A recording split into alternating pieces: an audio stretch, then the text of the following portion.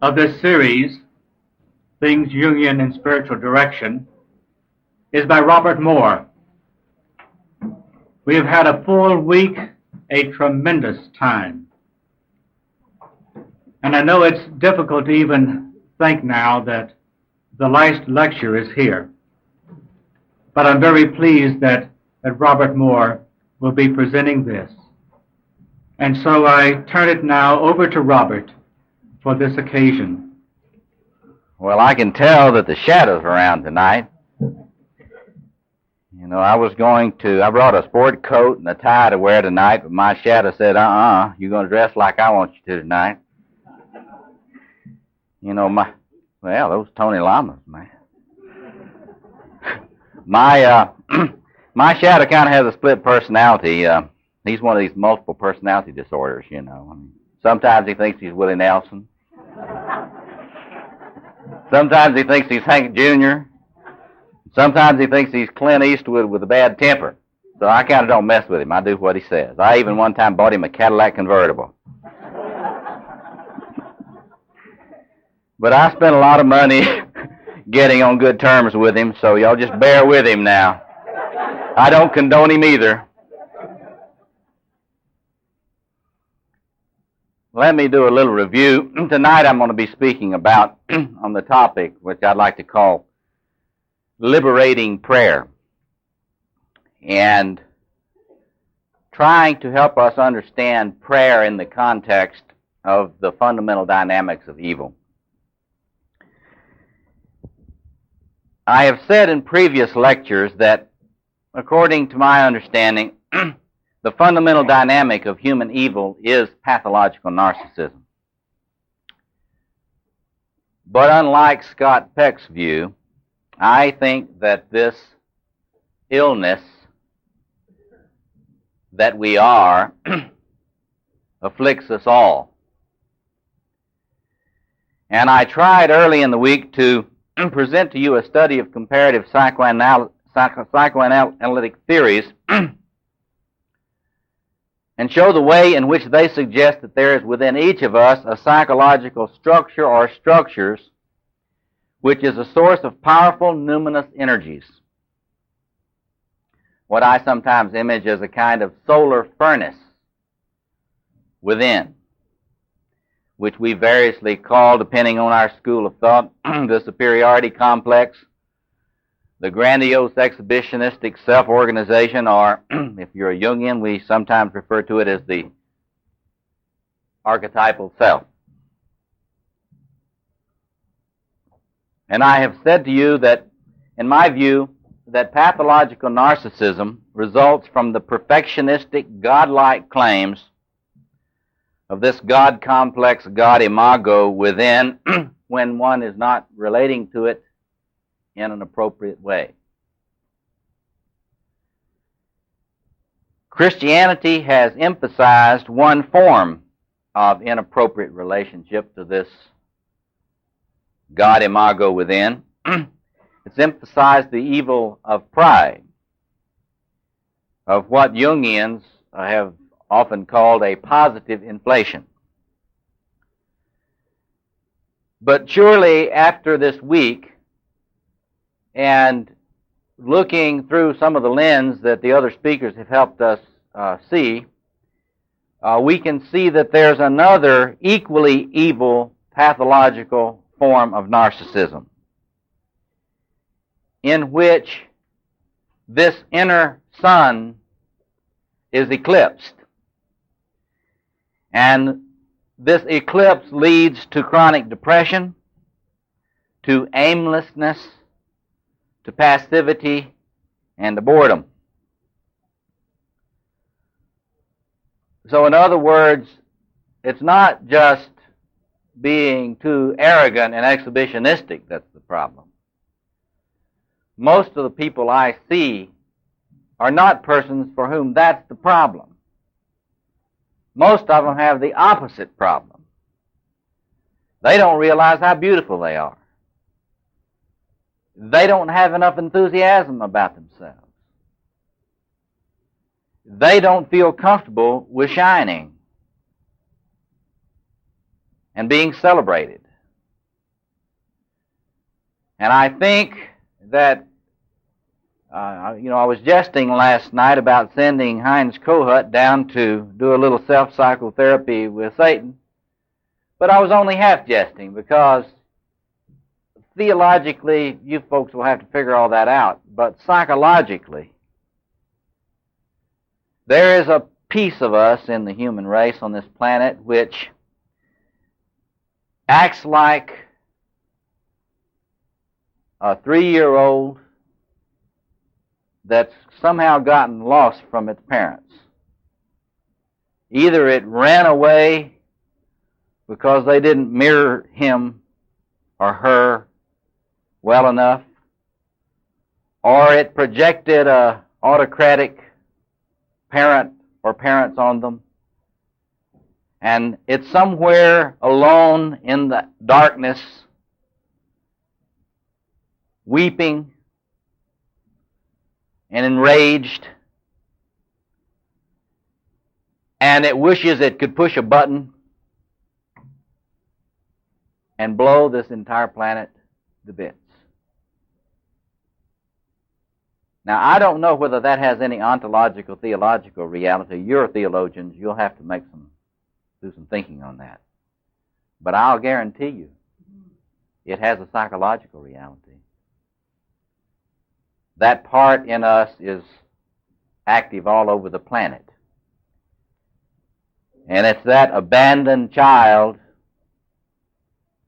that's hunger for mirroring and hungering for a welcome out into the sunshine and into the mirroring of the human community that is behind the arms race, the stockpiling of nuclear weapons. It's behind the kind of coldness and hatred which lets us on this planet do the continuing atrocities both to the planet itself and to the children of the planet in every city on the face of the globe. And so we need to realize that for every person that's overtly exhibitionistic and thinks too well of themselves, there are millions of people on this globe that don't feel significant and don't feel loved and hate us all for it. And it's that part, that abandoned child, or those abandoned children within, all around the planet that have to be found and redeemed. You know, one of our conference members, I don't know whether you've noticed it, but we have Harrison Ford here with us in this conference.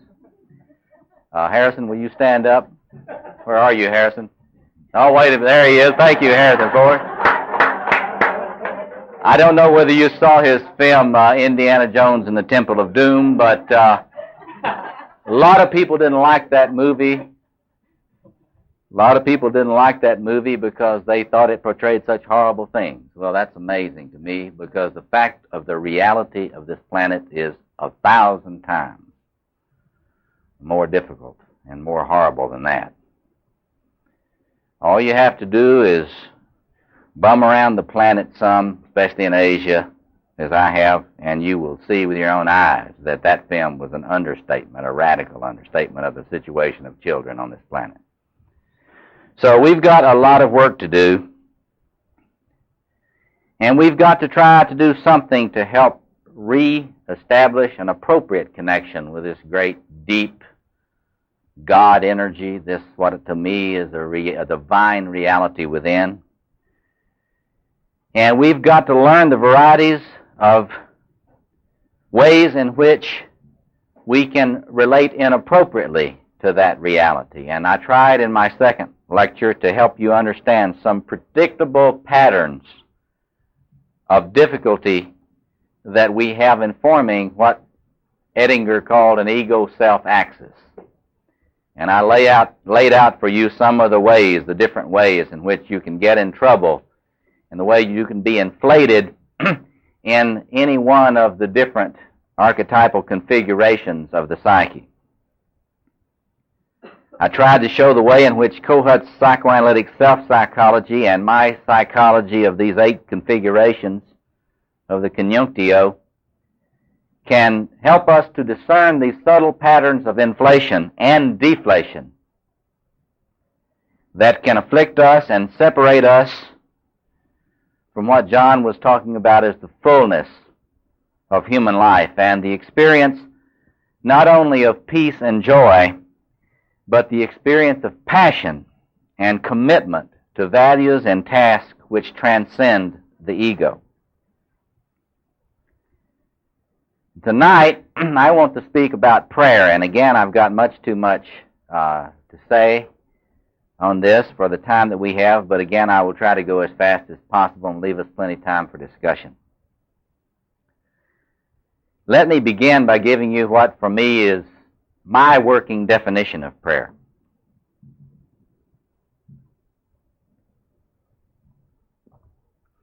For me, prayer is any form of ritual practice or discipline which aids a human being in gaining access to the life-giving energy of the divine reality while helping us remember that we are not the creator, the king or queen.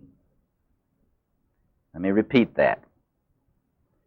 Prayer is any form of ritual practice or discipline which aids a human being in gaining access to the life-giving energy of the divine reality while helping us remember that we are not the creator, king or queen. That is to say, to make it more succinct, prayer is any behavior which counters our pathological grandiosity. Prayer is any behavior which counters our pathological grandiosity.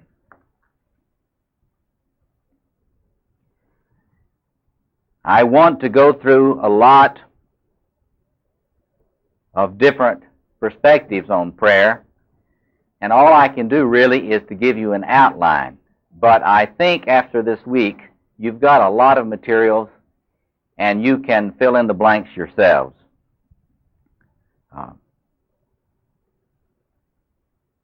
So my assumption in this lecture is that, quote, we are liberated from pathological narcissism through prayer, which is to me the magic of the true God. It is the magic of the true God. Let me start by talking a little bit about prayer in the body. If you accept my definition of prayer, then anything that you do which helps you to care, to recognize first, to respect, and to care for your body is prayer. Now, why is that? Now, think about what I've said about what prayer is. Prayer is anything you do that deals with your pathological grandiosity. Well, one of the things that the puer and the puella in you thinks is that they're going to live forever. Your immature self doesn't really think you have a mortal body because it doesn't think you're ever going to die. Now, if you're over 40, like some of us, this is more evident to you than to some of you young folks. But if you pay close and careful attention to your body, you will realize you are mortal. And so this is one of the things a lot of people ignore in terms of prayer. They do not realize that caring for the body is one of the most fundamental forms of true prayer. Because if you carefully attend to your body, you will be very clear that it's going to die. And that very awareness will deal with your grandiosity. It will help you remember you're dying. And unlike your puella or your puer, you will be clear in that moment that you do not have forever. See, my puer has got all these plans, and he wants to do all kinds of things. And I start adding that stuff up that he wants to do and places he wants to go, and it wouldn't take too many lifetimes to accomplish it. And then I start to look in at my actual age. And I start thinking about when my father died. And I subtract. And then, as Samuel Johnson says, that marvelously concentrates my mind.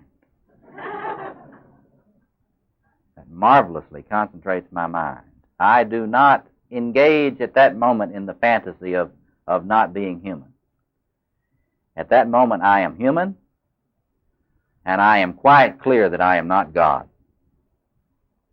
And so that's one of the most important things. And so, if I had a lot of time, I would go in a lot about the spirituality of your exercise program as one of the fundamental practices of true prayer. If you don't have an exercise program, that's your grandiosity talking. It's got you under a spell, as if you can just ignore the body.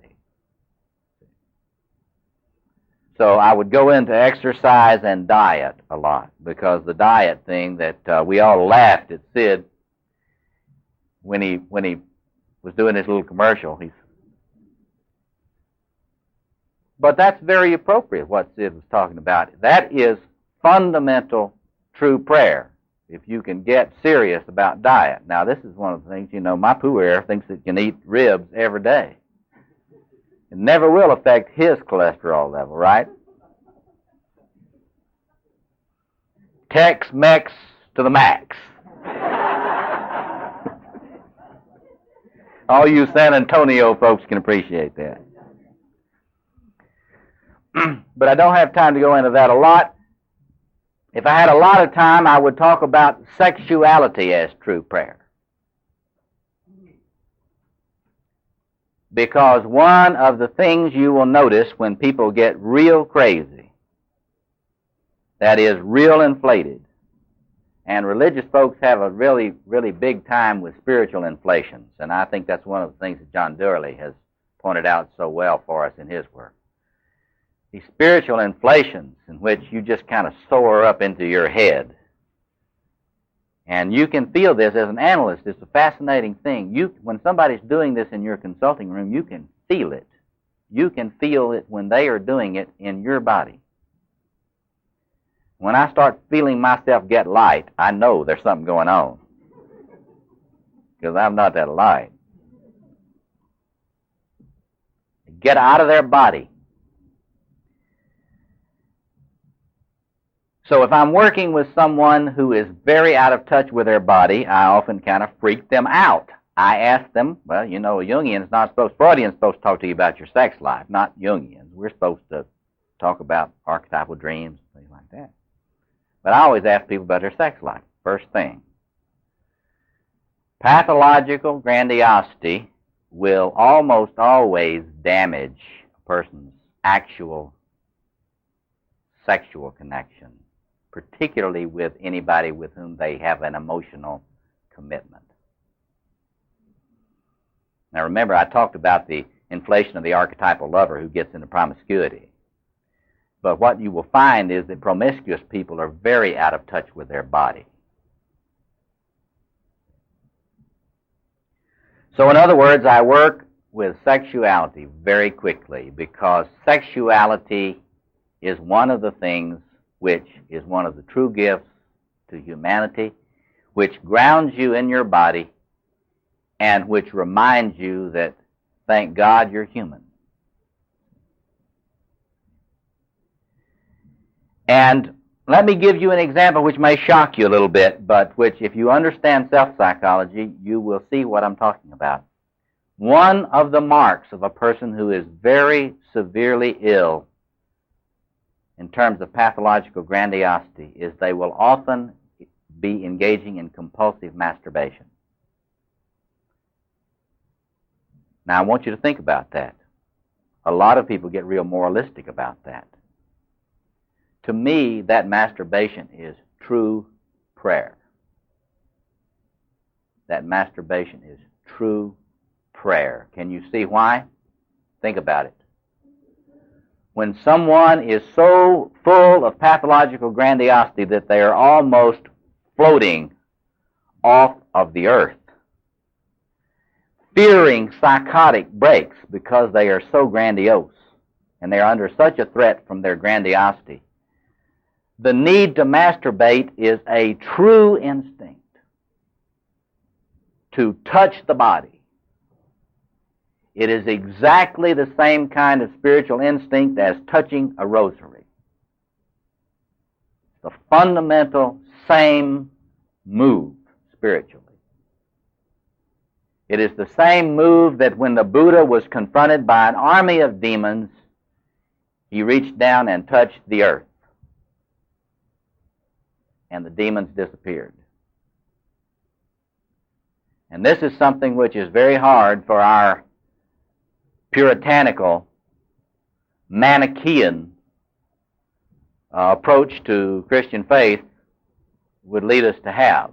But the fact is that I will often try to help people realize their need to masturbate if they cannot have a committed sexual partner. If they will do it, it will help them get in touch with the body, and it will help them be reassured. It will lower their anxiety level, and they will start being embodied again. Of course, our goal is for people to have loving, committed sexual relationships, but there are many, many people in this world that are radically isolated and have no relationship at all and live up here and have migraines a lot.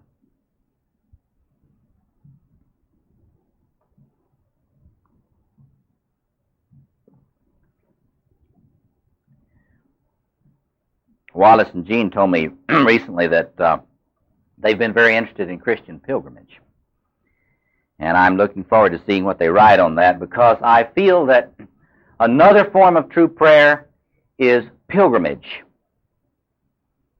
in the world through actual external space. A lot of you do traveling a lot, traveling around the globe. This is an encounter with the world. It is seeing what is with your own eyes. It's not staying in those nice suburbs and having a fantasy that this is the way the world is, you see. In Chicago, we've got what we call the North Shore.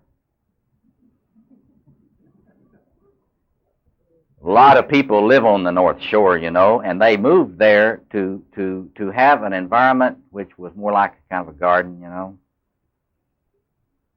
And you're supposed to be safe from the world up there. And if you live on the North Shore long enough and you don't travel or go on pilgrimages around the world, you will really get the idea that this is the way the world is. And you will be out of touch with the world. And you can get into sort of angelic fantasies, you know, of goodness. And we got all these religious people on the North Shore, you know. They have lots of ceremonies and worship services and everything. But, you know, when you bum around the world and spend a little time with the children of the world, and you look at what's happening to folks around the world, in the great cities of the world, and then come back to your own city and then look at what has happened to your perception of your own city, you begin realizing that there's a real world out here that doesn't bear much resemblance to the one you had in your autistic fantasy. And you begin to realize that you can't escape this planet by moving to the North Shore or your North Shore, wherever you live. We can't escape any of the ecological problems. We can't escape the political problems. We can't escape the threat of nuclear conflict. All of that stuff is narcissistic fantasy, autistic fantasies. And so true prayer is pilgrimage to the world, in which you see what is for us. One comes, quote, down to earth when you do that. When you walk, as I have, on a street in Bombay and seen 80,000 young women sold into prostitution, lined up on the sides of the streets, and realize that you're guides and no one has any sense of outrage about this at all. Then you get outraged about the Indians, and then you see the same thing in Bangkok, and you get outraged about the Thais, and then you come back to your home city and you see what's happening to girls and boys in your home city. And you see that the churches get into their worship services, and like in Chicago, Genesis House that works with prostitutes to try to help them stay alive longer than their short life expectancy, can't raise any money. We can't raise any money for the only little rehabilitation center in Chicago, the only one that works with our huge population of prostitutes, male and female, boy and girl. This is coming down to earth. That's true prayer. That's true prayer, coming down to earth. Get you out of your angelic fantasies. And then I thought we were going to break into it a while ago, but maybe we get to do this later in this conference.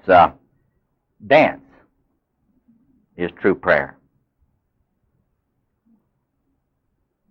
Now, I think about those times I go to Nashville North in Chicago with my honey, and we two-step. Those rose-colored glasses. Now, you think I jest, but I am never more clear about being human than when I'm two-stepping in some place listening to a good country band. I am clear that I am human, and it's pretty good to be human. But that's not the only kind of dance. You know, you are never more embodied joyfully than when you dance. And the dancers in this crowd know what I'm talking about. And it is the lover in you that comes out and gets grounded in this, and you are like your great father and mother because they danced the world into existence. And you dance back in celebration. And you are clear that you're a creature, and that's all right. That's all right. So we don't do much with the spirituality of dance, but it's a form of prayer through the body. True prayer. So if you hadn't been dancing lately, you need to go. Now, if I had more time, I would go in a lot into what we were doing this afternoon, because I believe that active imagination, as we Jungians call it, is one of the most important forms of prayer that you can engage in.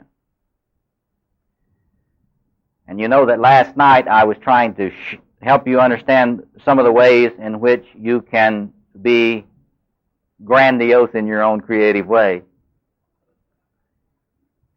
Well, what active imagination can help you do is to go into the inner world, as Robert Johnson has shown us how to do so well in his inner work, and dialogue with inner figures, and let them tell you where you're inflated in terms of these archetypal configurations.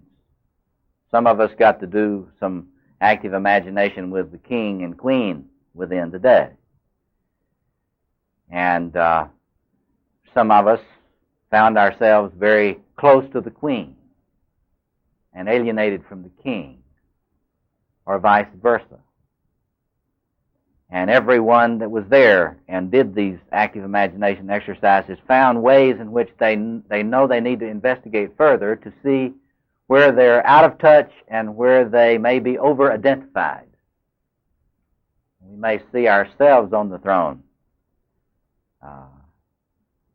or we may see ourselves unable to connect with somebody on the throne. So, active imagination, it's much easier to be clear that you are not the god or the goddess if you are talking to them. Much easier. And all these people get all upset about anthropomorphism in spirituality and theology. I'm not going to accuse them all of being thinking types. But I think that anthropomorphism in spirituality for the human species is a must. That is, it's a lot easier to not be able to connect with some abstract word, G-O-D, or even G-O-D-D-E-S-S, than it is when you're sitting there talking with a king or a queen, or both. When you're sitting there talking with a king or a queen, it's not as abstract and easily dismissed. So, one of the things that I would recommend that you do that is a powerful antidote to mistaking yourself for the creator of the universe is to visualize them and talk with them regularly in active imagination.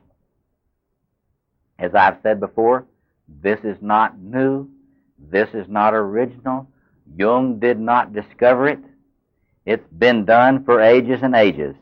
As I said to the group this afternoon, I strongly suspect that awareness of the reality of the gods and goddesses that this gentleman wrote about in The Breakdown of the Bicameral Mind wasn't what he thought it was at all. I suspect that people in those ages normally just engaged in active imagination with the gods and goddesses as a matter of course. And so the divine reality indeed did speak to them. And they did hear their voices directly. And it wasn't some sort of weird quirk in evolution, as he thinks. People just forgot how to do active imagination. Now, you know about this archetypal group that I've presented, so I don't need to go into that. You know what I would say if I did. But let me suggest to you that those are not the only figures that you can do active imagination with as a form of prayer. It's quite obvious many of you have already done active imagination with Christ. Many of you have done active imagination with Mary or with Mary Magdalene. And this is done regularly and widely with people, and it is a powerful resource for persons. And one of the techniques which is being used more and more widely. You may not be as aware of the fact that many people now today do this kind of active imagination dialogue with their fantasies of angels or archangels. There are a lot of people who use active imagination to invoke the presence, say, for example, of Michael. I see a lot of people who are very disturbed people, who are in a great deal of trouble in their life. And they feel that they're under enormous attack by what seems to them to be the forces of death. Now, some people would say, well, that's just a typical borderline fantasy. See? But I'm not so sure. And so if they come out of a Christian background and they say, you think I could do active imagination with the Archangel Michael?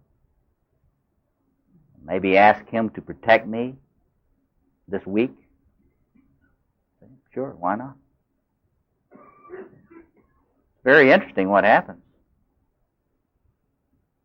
You know, if you visualize, this is a very common visualization technique. If you're going into a struggle, whatever your struggle is, and you feel like you've got a big, mean angel on this side, and a big, mean angel on this, they're about 7 feet tall, you know. Got white leather wings. You know, Batman has black leather wings. Well, these guys got white leather wings. But a big sword, you know. Well, you know, it's amazing the effect this has on the embattled ego. If they visualize a presence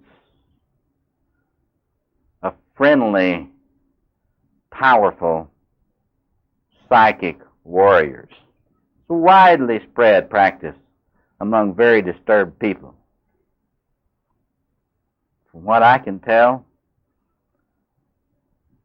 it's a lot better than anti-anxiety medication. Seems to work just as well. You know, it's not just angels and all the archangels that you can do active imagination in your attempt to have a living, alive, powerful prayer life. You know, we also talk in the Christian church, do we not, about all the company of heaven? You know, through the centuries, Christians have stayed alive by being able to call on the saints. Well, if you take a universalistic view of our spiritual community like John Dowerly does, and I really like that, I agree with him in that. Our community of saints is the human community. So I feel free, and I think we can feel free to call on any of the human saints to help us in any struggle we're involved in. I was once doing these active imagination exercises with a bunch of men, and I was going around asking them, well, now, we were doing the magus exercise a little bit, you know. They were talking and dialoguing with their magus. There was this one therapist sitting over in the corner, like this gentleman here, and he hadn't said anything, and finally, toward the end, I said, well, did you make contact with anyone? He says, oh yeah. Didn't say anything. Would you mind sharing with us who it was? He says, well, it was Sigmund Freud. I talk to Freud every week. He is my supervisor. And, sure enough, every week this guy, one part of his supervision is in his active imagination. He has an active imagination dialogue with Freud. He knows a lot. He's a Freudian psychotherapist. And he has lengthy discussions of cases with Freud. And he finds it extremely helpful. In fact, Freud is much better than any of the people he's paying. Well, you laugh about this, but a lot of people do this now. That is to say, if you're facing practically any kind of task, if you know of someone who you admire deeply, who is now one of the saints, you can invoke them. You can ask for their help, that God will send them to you. And as a visualization, it is amazing what it does for your self-confidence and your sense of centeredness as you face your task. It's an amazing thing. And so you think about all the different fields that people have struggles in. And they do active imagination dialogues with individuals who, for example, I know of people that regularly talk to Joshua. I know people that regularly talk to Moses. This is part of their prayer life. And other biblical figures. It's a very common practice. They don't tell a lot of people about it. But to me, it seems like a natural continuation of what humans have been doing for thousands of years. All the company of heaven. And of course, you are thinking about the empowering effect of communal prayer. one of the things that I do a great deal, again, often with people that are very disturbed and are in a tremendous struggle for their life, if they're lucky enough to be a part of a religious community of any kind, I will ask them to go regularly to worship as often as they possibly can during the time of their intense difficulties. It is an amazing thing. If they are going to worship, that is liturgically ritualizing that they know they are not God. When they go to what amounts to be the center out there, which is the altar, if they are Roman Catholics, it is much more helpful in the sense that there's a Mass every morning, many times during the day, and if there's someone that is in a tremendous struggle to deal with an addiction, a tremendous struggle to deal with some sort of compulsive behavior, I find that it's an amazing thing to see what happens to someone like that when they go to a 7 o'clock Mass every morning of the week. Every morning of the week. That connection with the center out there etches on their psyche that they are not the center. It's much more powerful than sessions with me when they go to the Eucharist on a regular basis. It is an amazing impact that those of us who are not under such attack that we think that we can get along without these external centers, we can kind of get into the fantasy that liturgies are, sort of aesthetic things, or sort of add-on things. But if you are fighting for your life, it's very fascinating. Liturgies become enormous power for keeping one grounded in one's humanity.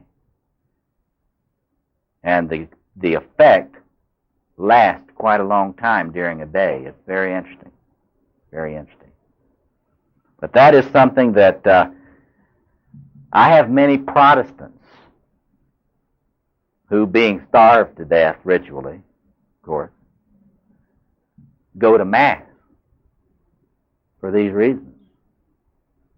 And many Protestant women who are struggling to get out of the goddess identification, who are cultivating their devotion to Mary and finding it enormously, powerfully helpful to them in being human, in being a human woman, and in celebrating their groundedness as a human woman.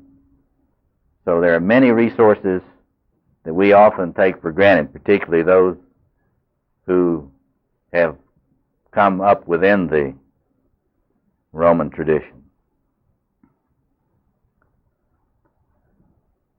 We could go on and on about forms of prayer in relationship to the ability to remember that you're human. There are many, many different forms, and you could give lectures on this, many of you, better ones than I.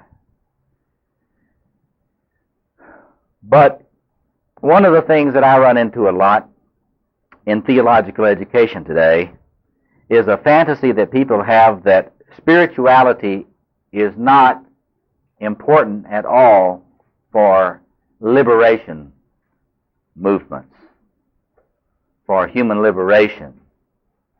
Spirituality is sort of private.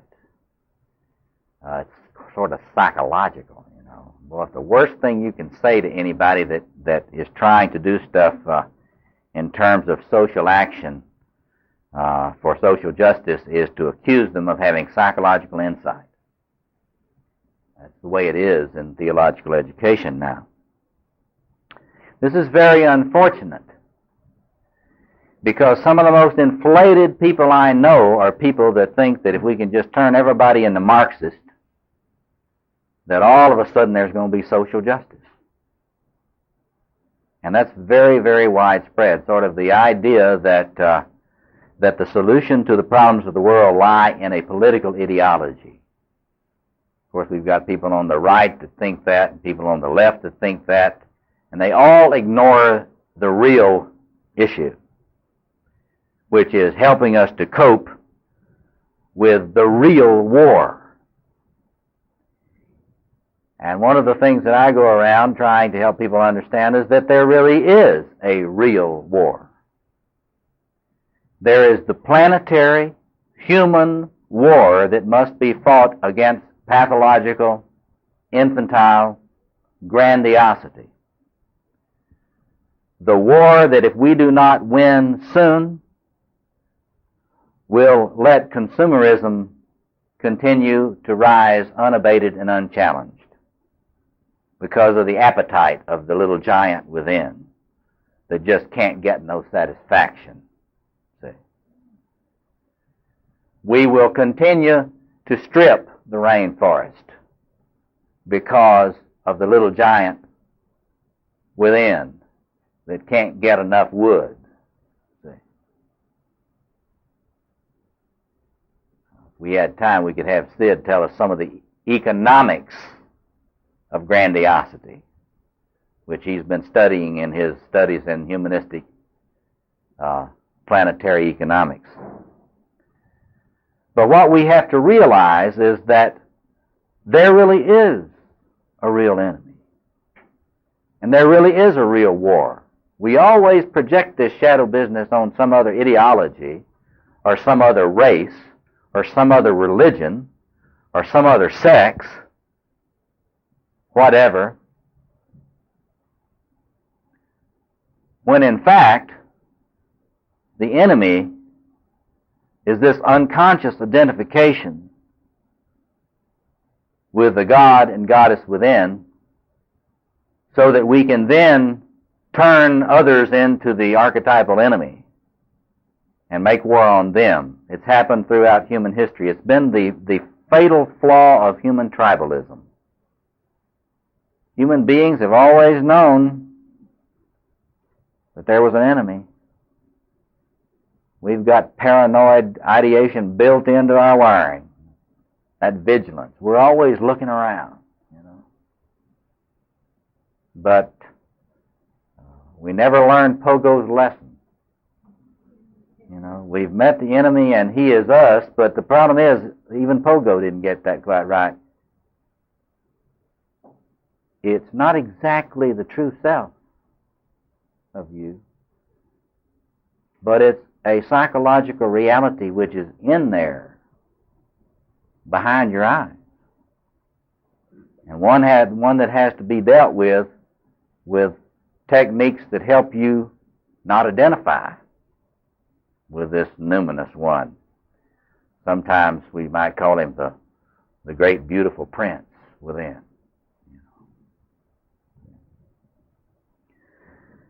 One of the things that spiritual masters throughout the years have been very clear about, one of my masters here is C.S. Lewis.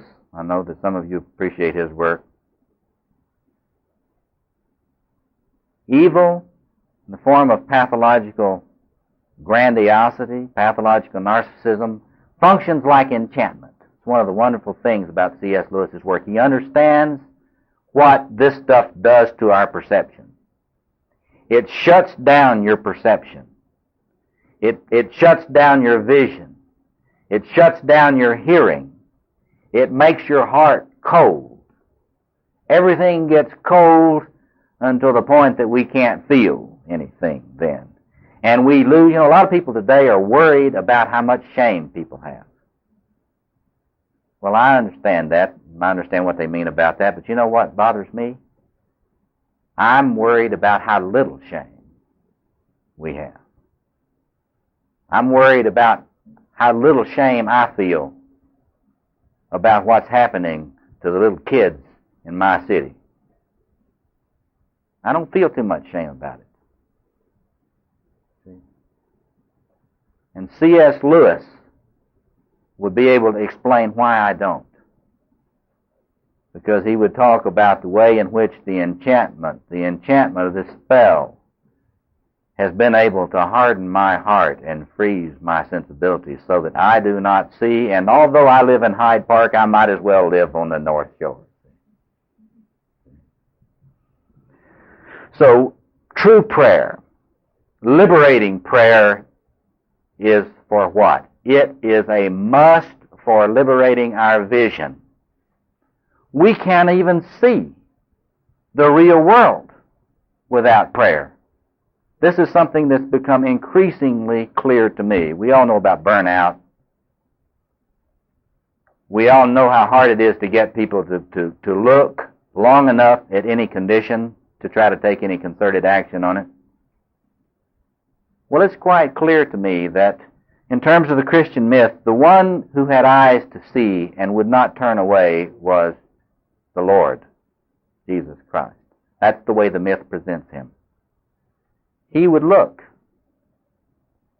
He would look.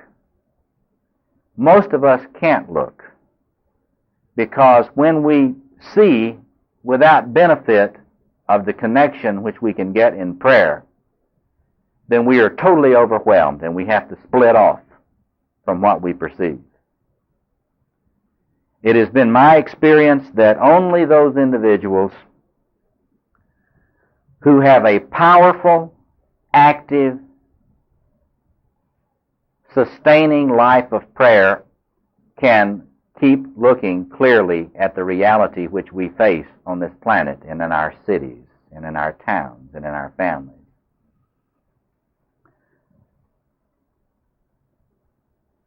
I see a lot of evil every day. Not only do I see it in my city and the homeless, I'll be going to a lecture. Remember last winter I was going to deliver a lecture for the Jung Institute on the North Side. And I went to get a cup of coffee before the lecture. And by the restaurant in the 10-degree temperature was this little old man standing there by the door. He didn't look like he was really going anywhere, you see. And I went on about my business, and the next week I came back for my second lecture in my series. That week it was 0. And this little man is still standing there. This is on the north side near Uptown. And I went into the lady at the desk and says, this man out here, he was there last week. She says, yes, he's a mental patient. And he's one of the homeless around here. There are a lot of them like that. Well, see, look at that. Here I am giving my lecture at the Jung Institute. And the mental health establishment of Illinois has dumped these poor people on the streets, and they don't even bother to get them in off of the cold in 0 weather. You see that? I don't like seeing that. See? And that added to what I see in my practice overloads my circuits. My circuit breakers go off a lot, you know about that? The thing about it is that I have found that if I could not pray, if I couldn't pray a lot, I wouldn't stay as sane as I am in my work. See, this is one of the things. You can only see as much as your prayer life will allow you to stand. This is one of the facts of liberation prayer.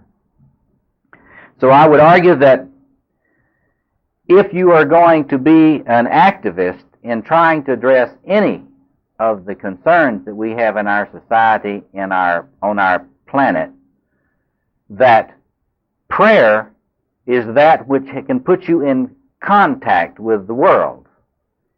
It is truly worldly in its effects.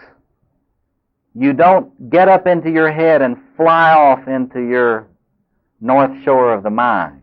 You know? See? It grounds you, and though it is not pleasant, you do not feel abandoned in the midst of all this. You feel like there is company for what you're doing that you can draw on. A lot of people will ask me,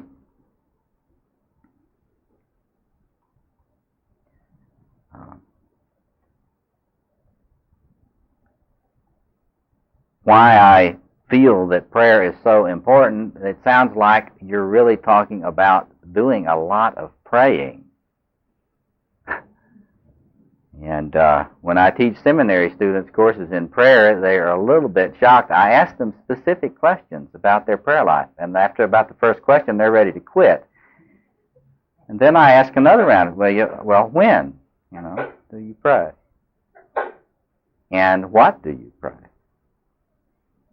And how often do you pray?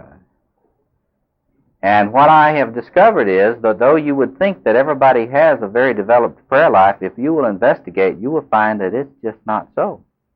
It's just not so.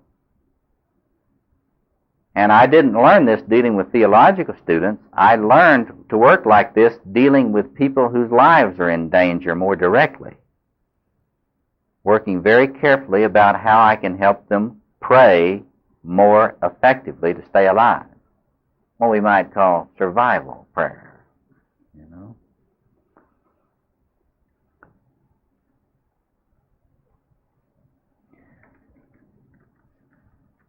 Let me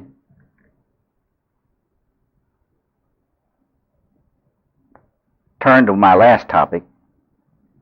We started out talking about prayer in the body, and how touching the body can be an important reminder that one is not God.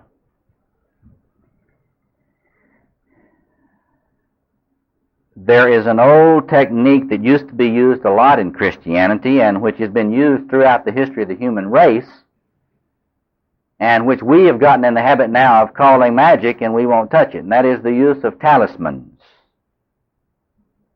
and consecrated objects in one's ritual life in order to constantly remind oneself about the presence of God. This, to me, is something that's enormously important, and again, particularly for those persons who are either deeply, actively involved in a ministry which brings them into contact with radical evil. For example, if you're working with the horror of the life of prostitutes in your city, you need everything you can do to keep aware that there is a God, and that God is present. If you do therapy not just with well-heeled neurotics, but you work really with very, very troubled people, you need everything you can have at your disposal to be able to remind yourself during sessions, during therapy sessions, that there is a God, and that this God cares whether this person gets better or not. Now, when I'm working with somebody, my mind is very focused on them and what they're saying, so I can't stop and say prayers. But I have found, and a lot of other people that I have worked with in terms of the use of ritual by therapists in their therapy, not teaching the client to use therapy, but the use of ritual by therapists, to find objects which are consecrated ritually by that person or by significant priests or ritual leaders that are respected and trusted by that person, to have sacred objects which are blessed and kept on the person of the therapist. These rings have been blessed by spiritual leaders of great power. Now, when I'm working with someone, I don't have time to stop and say a prayer, but when I do this, it reminds me that I'm not alone. Or when I just happen to look at my hand, it is a reminder that I'm not sitting in there by myself. This is not just Robert in all of this destructiveness in the room. There's another reality that is going to have the last word about all this. There are many other kinds of objects. People have used, there are a lot of people that still use rosaries for this purpose. And they keep them in their pocket, and they can reach in and touch it. And that touch is a concrete reminder of the reality of God and the presence of God in that space, in this world, at that moment. There are many, if I had time, I'd go into a lot more of the ritual objects. The important thing is that they are deeply symbolic. They are consecrated for this purpose and this purpose alone. They are kept and held in great reverence. They are there for the purpose of dispelling the change in geography that will occur when you forget that there's a God. Very interesting how this works. You know what hell is? Hell is the space you're in when you're not aware that there is a God. And if in any particular moment you have no sense of that reality and that presence as a presence which is helping fuel you in your work toward life and away from death, then you are in hell at that moment. And so, one of the most powerful things, someone was speaking about at dinner tonight about, who was that speaking about stones? Spirituality and rocks. Yes, right here. If you read Mircea Eliade, you will find that the most primal experience of the human race has been the sacredness of objects. That is, they are hierophanies. They reveal the presence of the sacred reality and constitute the center of the world right there in that moment. Change the nature of the geography you're in. It's been my experience and the experience of many other therapists who have some sense about spiritual issues in therapy that a touch is all the reminder they need to get out of their panicky feelings when they're dealing with death. If we had time, we'd go on and on. But we'll discuss this now. Let me just say that in that touch is invocation.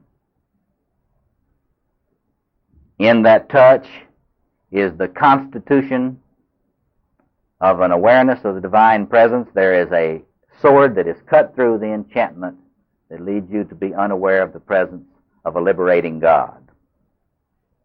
You are in effect touching God at that moment.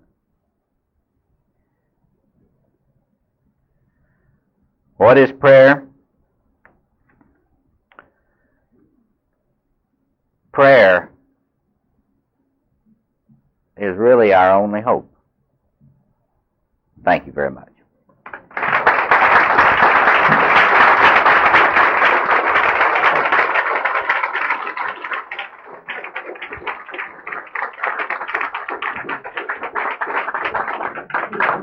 We've got a little time to discuss. Yes. What do you think the channeling phenomenon is? I don't know. She asked what is the channeling phenomenon. I'm not too familiar with that. It's a very popular practice in New Age circles, I understand. The only thing about that sort of thing is that one of the rules in invocation is you ought to always be careful who you invite, because sometimes folks come that you didn't really mean to come. And if you're into inviting entities into your psychological spiritual space, I hope you're a great magus, because only the great magi know enough about psychological and spiritual self-defense to deal with very toxic entities that might come in. So if you're a great magus, go ahead and channel. But if you're not, I'd have a little worry, a little concern about it. Yeah. In keeping with what you were saying about the sacred objects, Yes. How about the breath prayer? Breath prayer? Are you familiar with that at all? Yes, breath prayer, she said. You want to say just a word about what that is, for those who might not know? Well,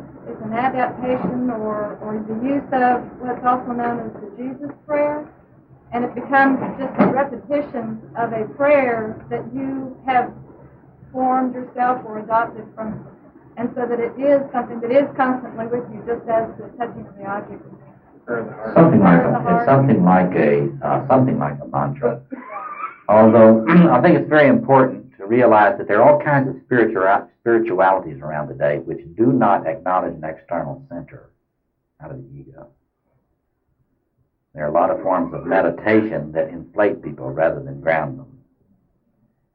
And so what you want to do is to make sure that whatever spiritual practice you do is not identifying you with the grandiose self. That it may relate you to it appropriately, but that it not confuse yourself. You know, you can be one with the universe, but to claim to be the great one is a little dangerous in my view. Another thing, but that's a very important point, because a lot of people that have very little experience in prayer, working with prayer, think that all this fancy, different kinds of prayer are important, I mean, I get people coming into my spiritual direction classes, prayer classes, and they've got, virtuoso forms, 14 different kinds of prayer related to 14 different kinds of typological schemas, blah, blah, blah, blah. And, people get really confused about that. But I tell my students that there's this one prayer that seems to work very well for me. It's called help.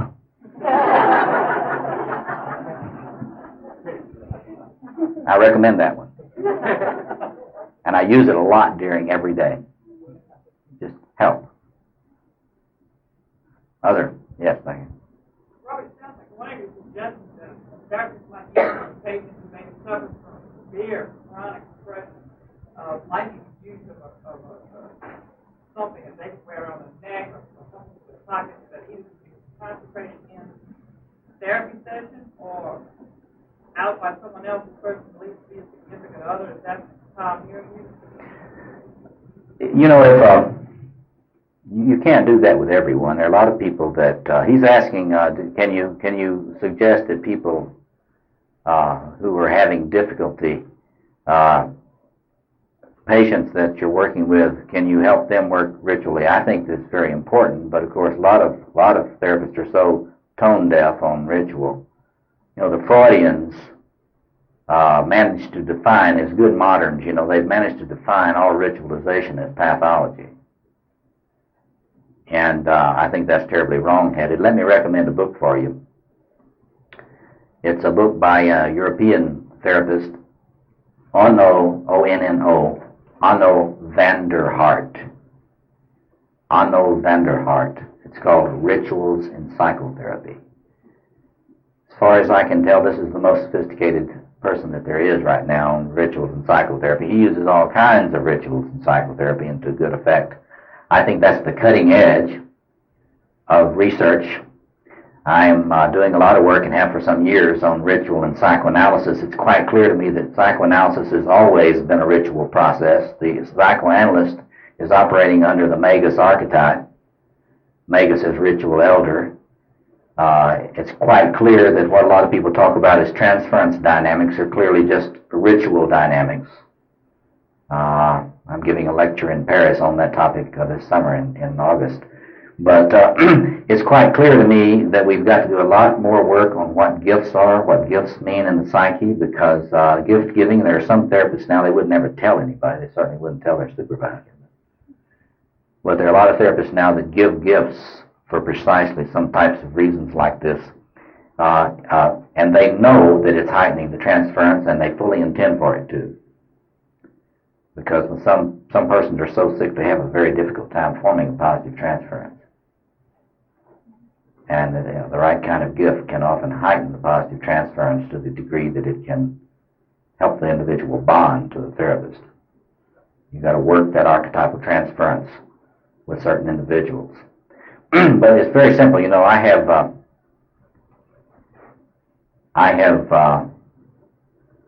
men, big macho men, who are very prominent in their communities, but have realized the need for this type of thing, and who carry a rosary around in their hand all day.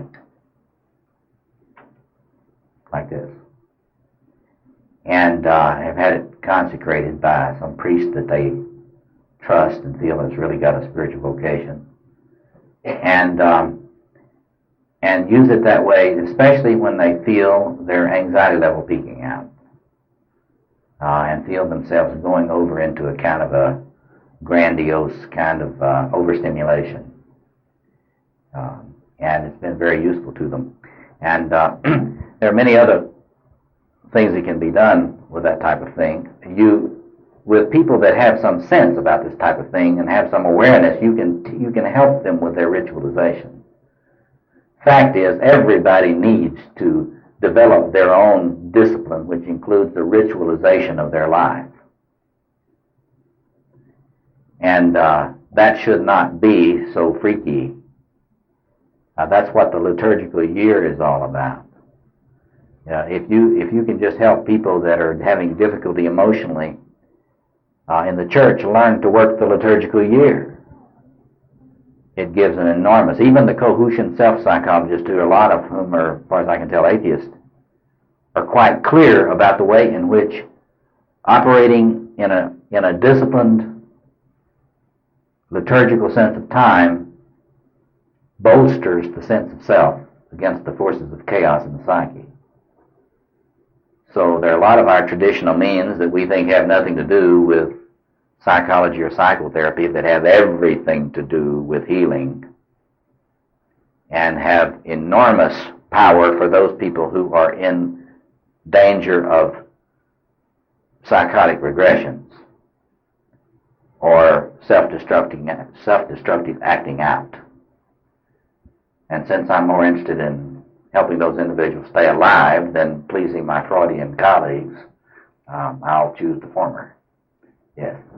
Robert, next an illustration of the need for liturgy. I read it about 15 years ago where they showed the decline of the liturgical churches and the incline of the severe, stark Protestant churches, and then also saw a correlation with the growth of McDonald's. And this was a serious study, realizing that the people wore the same hats and uniforms, the same theme song. You always knew it was on the menu. And they really felt that this was sort of the liturgy of the culture, that when it was dropped from one place, they found it at such a place like McDonald's.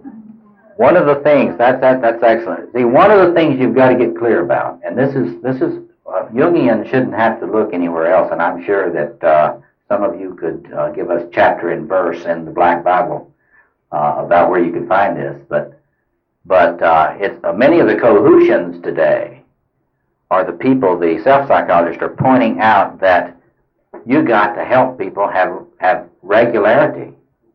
You have to create regularity. And then some of us that don't know this stuff will say, well, when they get better, they won't need that, will they? And these Freudian secularist self-psychologists will look you in the eye and they'll say, of course they'll need it. You have to have, quote, self-object experiences which organize your world, and that is a community. And so you're always going to need all these people. You're never going to get autonomous like Freud thought. And so what do you mean? You mean we're giving up the idea of getting so healthy emotionally that we're going to be autonomous and not need ritual and community? Absolutely. Absolutely. Yes. Small old Catholic, I'm saying this so if people decide they want to fix, they'll know where to go. There's an old St. Mary's Old Catholic Church in Austin has on their answering machine every day a very eloquent story of the saint's life for that day. So if all else fails, there's phone-in ritual. If all fails, there's phone-in ritual. Well, you do what you have to do. You know? Do what you have to do to stay alive. Well, a lot of I wasn't joking about that hagiography. I think we've really gone the wrong way on this. I work with people a lot on trying to get them to find somebody they admire in history. It's hard to get people that are really, really grandiose.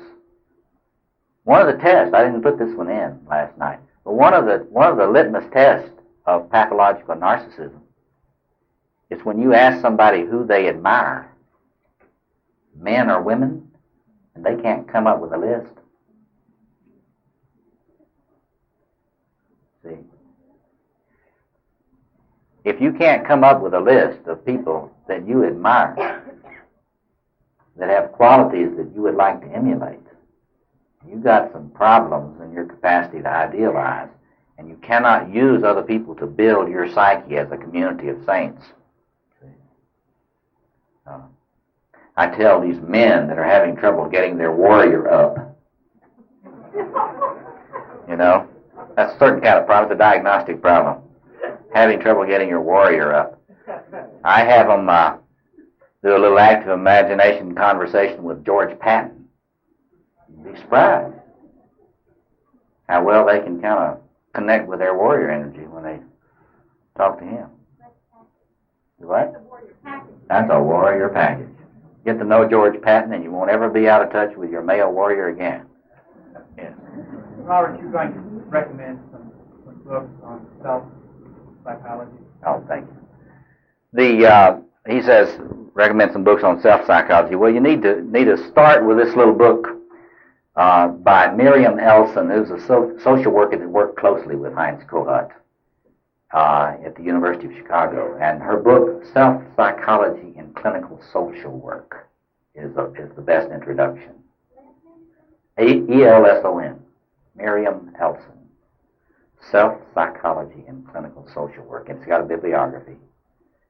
And for those of you that work with addictions, alcoholics, any kind of addictions, any kind of eating disorders, the book that just came out that I would suggest you look at is one by Jerome Levin, Levin, called Treatment of Alcoholism and Other Addictions, a Self-Psychology Approach. It's very, very useful in helping people learn to regulate their states of excitation. And it's really very quiet. It's really useful. It starts alcoholism, treatment of alcoholism and other addictions. Other comments or questions? We're going to stop in a few minutes. Yes.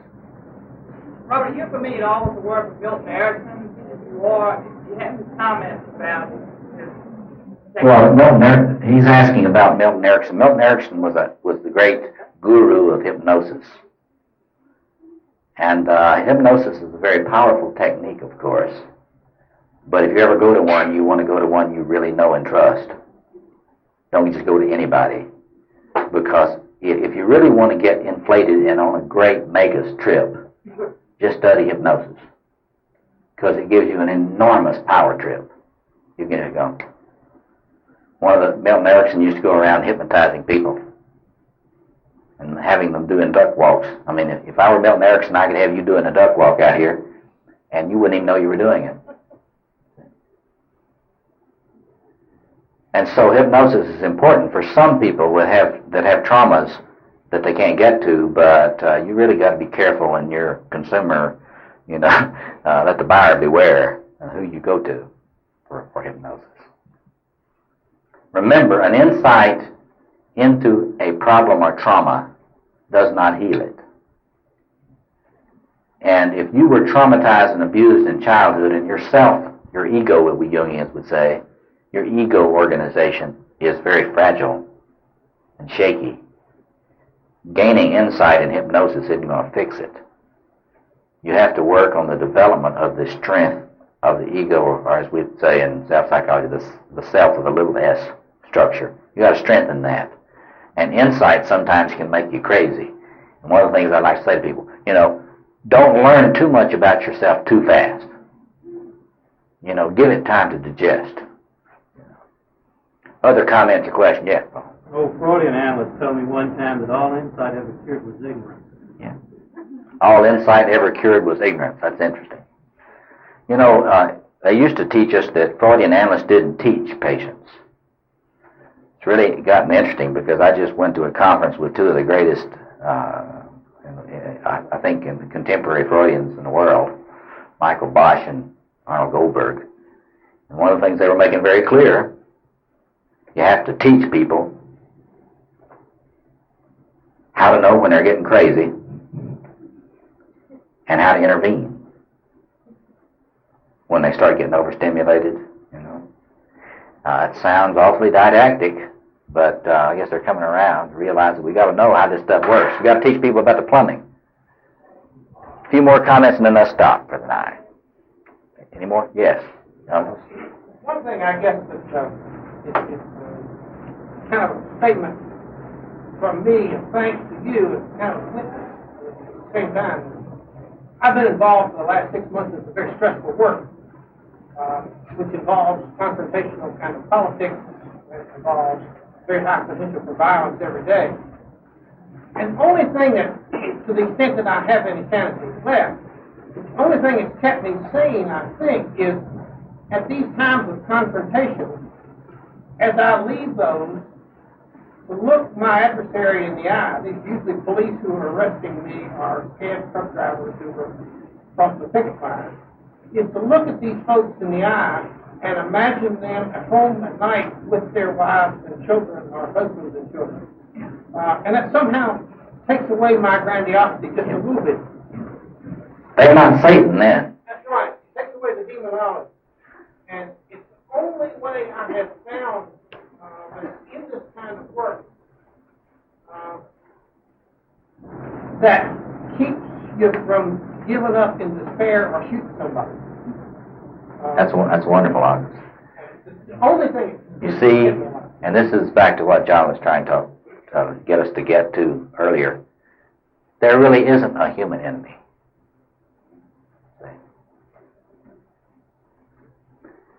And pathological narcissism always works to get us to believe there is, and then we act like there is. And what helped us so much to get to that point has been an incredible kind of upwelling from people that we in the middle class normally don't see. It's Free Will Baptists and Pentecostals.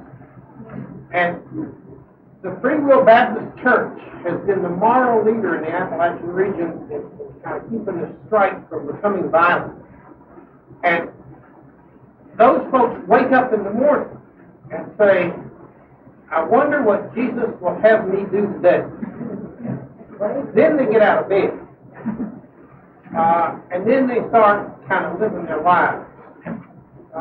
But they don't move until they ask that question first. Reminds me a little bit of Martin Luther King, Jr., doesn't it? That's right. And that's what's so incredibly powerful is to see Southern, white, working class Appalachians who make all the mistakes that all the rest of us make, who are just as greedy as all the rest of us, who want to be in the middle class just like all the rest of us, but who somehow can say, what do you want me to do today, Jesus? And can enter into solidarity with Cesar Chavez and Jesse Jackson. And there's some incredible power that comes from that. And it comes only when we can call on a power greater than ourselves and look at the state police and say, we're not going to go limp today if we go to jail because you might hurt your back and can't carry your child and not your home from a group which is ain't never been to a Jungian analysis. They ain't never been to the Jungian analysis, but they know there's a God who is there. I don't think I can improve on that. Thank you, Uncle. It's been a pleasure.